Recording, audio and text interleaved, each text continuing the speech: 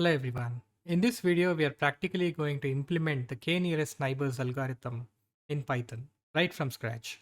We're not going to leverage any of the existing modules pertinent to scikit-learn library.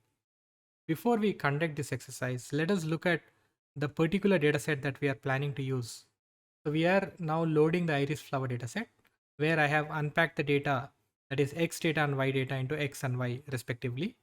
I'm going to make use of the train test split function, which is imported from model selection module, in order to split the given X and Y data by a percent of 30%. So the test size here is given as 30, that is 0.30, which indicates that 30% of observations are now allocated to test set and the remaining 70 are allocated to the train set here.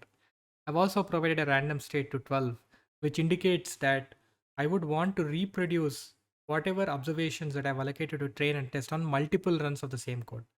The next time when I run the same code, I want the same observations to xtrain, xtest, ytrain, and ytest. I do not want them to change. So that's the whole purpose of setting this random seed or random state here. So before we begin writing this particular module, let us look at the different steps that are involved in the KNN algorithm.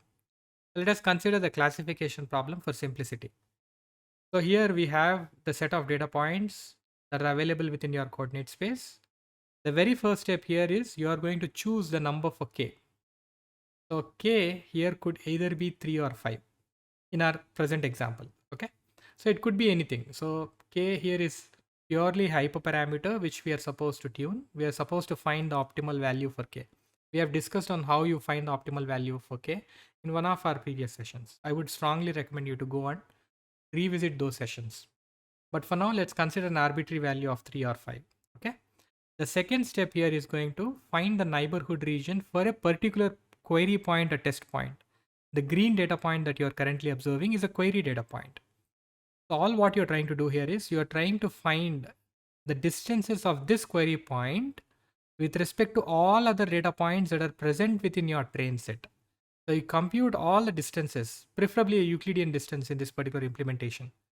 So I would try to identify which of these data points that are available within the coordinate space are closest to my query point.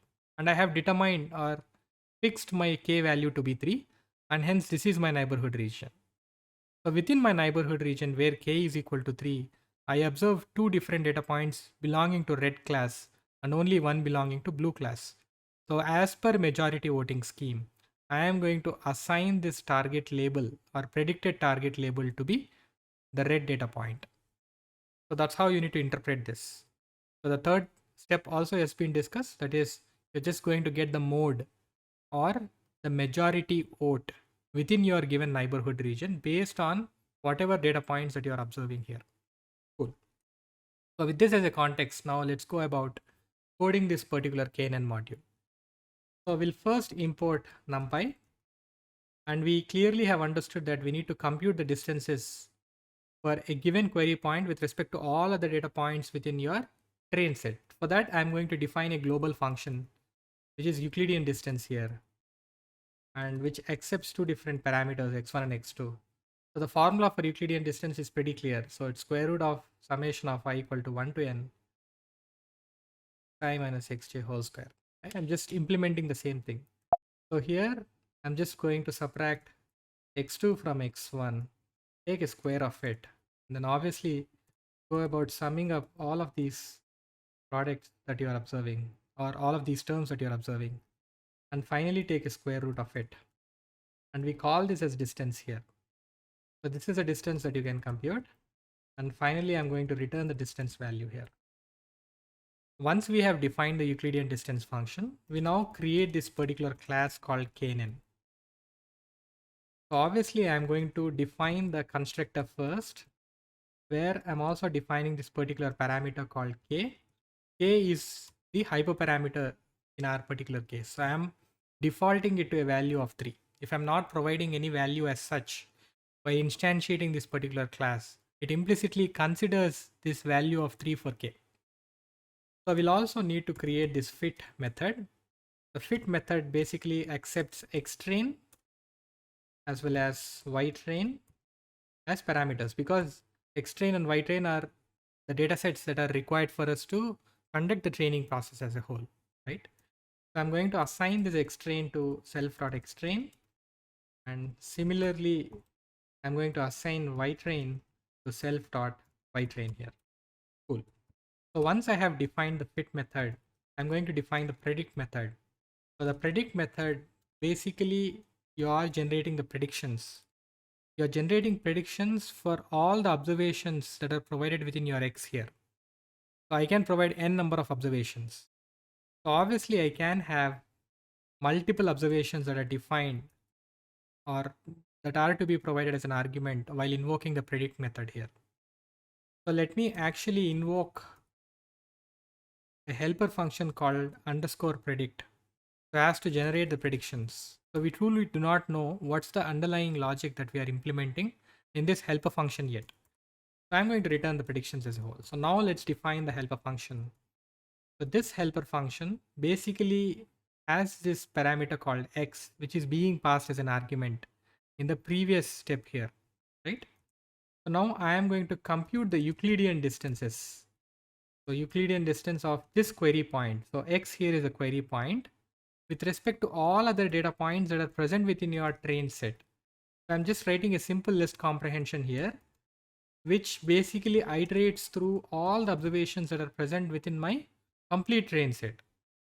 So for each of the query points, I am just going to compute the distances with respect to all other data points that are present within my train set. I call this as distances. For simplicity, let's assume that there is only one single point for which you are generating the predictions, which is given by x. And now you are computing the distance of this query point with respect to all other query points, which are now stored in this particular list called distances, right? Here there's a typo and we need to provide in here. So obviously I'm going to consider this particular list called distances. I'll make use of argsort function in order to sort all these distances that I'm having and bring out the closest data points by providing self.k within the parentheses here. I'm just bringing the top 3 different data points which are closest to my query point. And these are nothing but indices. These are not the actual labels. So now you can get the labels.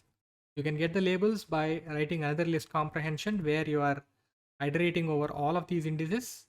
And obviously you are referencing the ytrain data so as to get the associated labels here. Cool.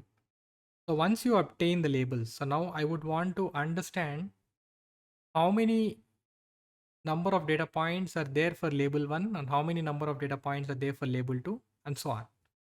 For that, I'm going to import counter class from collections module. So let me import counter and then make use of counter. Within parentheses, let us provide labels and derive the most common. I'm calling this as most common and returning most common as a whole. And that's it. So we have implemented the KNN class completely, wherein we have both fit method and predict method defined as methods within your class called KNN. So now I am going back to the main Python notebook file. I'm going to restart the kernel again here. And now I'm going to import, or probably I'll write from KNN module, import KNN class. Let's run this whole statements.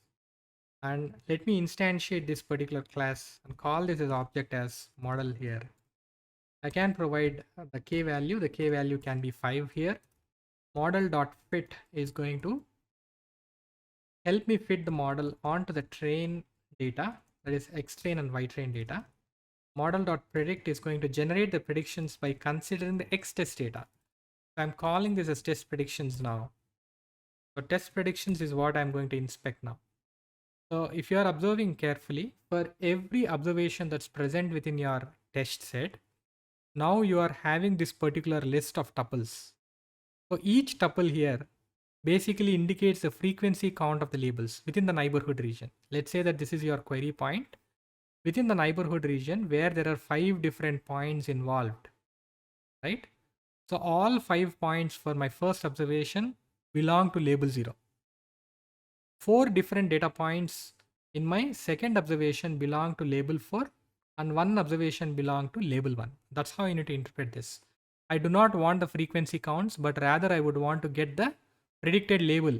Predicted label is a label which has got the maximum frequency count within the neighborhood region. So I can simply make a change to this particular predict method by providing subscript. I'll provide a value of 0 within the subscript, which indicates that I am referencing this particular tuple within the list. And within this tuple, again, I need to reference the first index, which is index 0 here. So I'll provide one more subscript and provide an index value of 0 here.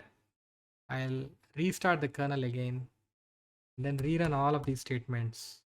Now let's see the test predictions. So test predictions are nothing but the target labels now. So let me use this particular crosstab function for me to generate the confusion matrix. So where I'm providing the actual y labels of test set and the predicted y labels of test. So we clearly can understand this is a confusion matrix that we can derive. I'm calling this as CM.